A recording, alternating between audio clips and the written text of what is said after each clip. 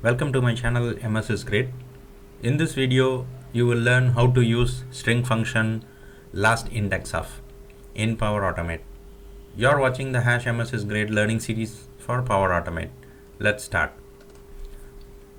The lastIndexOf function takes two parameters and it finds out the occurrence of a search string and gives you the index of the search string of the last index. Example, if you have a string with multiple occurrence of a text S, if you search for a text S in the multiple occurrence of the string, then it returns you the index of the last occurrence of the text string S.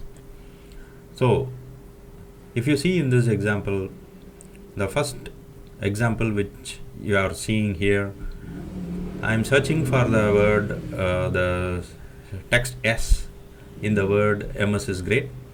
So what it does is it gives you the index of the second. In this case it is the second occurrence of the letter S, so which is the last index of the occurrence. And similarly, if you see the second example, the last index of, if you search for a empty string within the full string which you want to search, then it just returns you the length of a whole string. So in this case, #MS is Great, I am trying to search for an empty string. It returns you the value 10. Why? Because it is the length of the whole string. And in the third scenario, if you see, I am trying to search the text which is not occurring. Example, the space and hash. Hash is there, but you are trying to search the full word hash, space with the hash. So it returns you the -1 because it doesn't occur. And for the JSON, you need to use the string of the JSON object. It doesn't take the JSON object, so you should use the string function to convert the JSON object into string, and you can find the value, whatever the value, but it returns you the last index of the word which we are searching for, which is the model. So basically it will just search for this is the second parameter. If you see, we are searching for the model, then it returns you the last occurrence of the model, in this case this model, not in the previous, so it would say 139. And also, if you try to provide an empty string and try to search for a value, then it returns you -1 as well. So here if you see, I am trying to find something in an empty string which is -1, and if there are if you pass empty in both the parameter, then it returns you 0. So that's how the lastIndexOf function works. Let's see how we can use it in the Power Automate. Let's see how. You can see the side-by-side view of the Power Automate and the output sample which you can see for the last index of.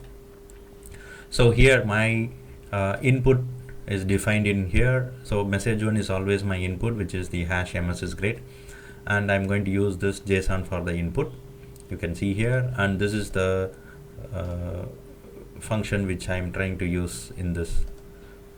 Okay, so now I'm just printing the same formatted table for your easy understanding. This is the format, is as usual.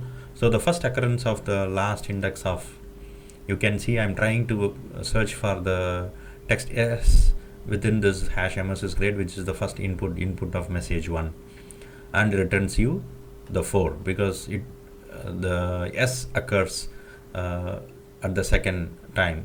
And remember that the index starts from 0, so 0, 1, 2, 3, 4. So basically the fourth character, it occurs at the number 4. The second instance, as I mentioned you, I am searching for the empty string. So when you search for an empty string, then it returns you the length of the string, which is #MS is Great. You just count the length, so it just gives you the length. And the third, I'm trying to search something which is not in here. I mean, the hash is present, but there is a space, so it tries to find the whole word and it fails, so it gives you -1. And here I'm just passing the whole input of the string. Let's see here, this is the one. and here I am passing the string of. So if you see here string of the full JSON car model, so remember you need to convert this object into a string, so you should use the string of the JSON object and you find the model. So it occurs at the last, and then say it is 139 here, so it occurs at the last index.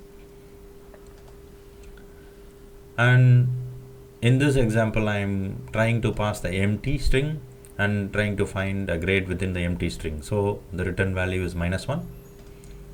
And if you pass empty on both the parameter, then the return value is 0, which is shown here. So this is how the lastIndexOf function works.